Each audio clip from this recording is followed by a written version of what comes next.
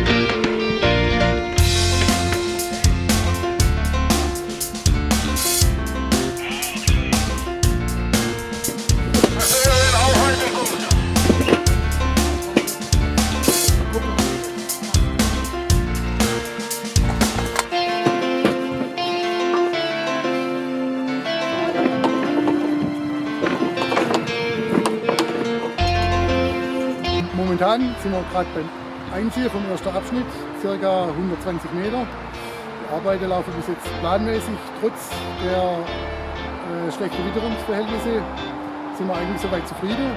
Und wir gehen mal davon aus, dass wir bis morgen den ersten Abschnitt eingezogen haben. Und der Plan ist noch, eigentlich diese Woche den zweiten Abschnitt zu machen. Aber ich gehe mal eher davon aus, dass wir nächste Woche.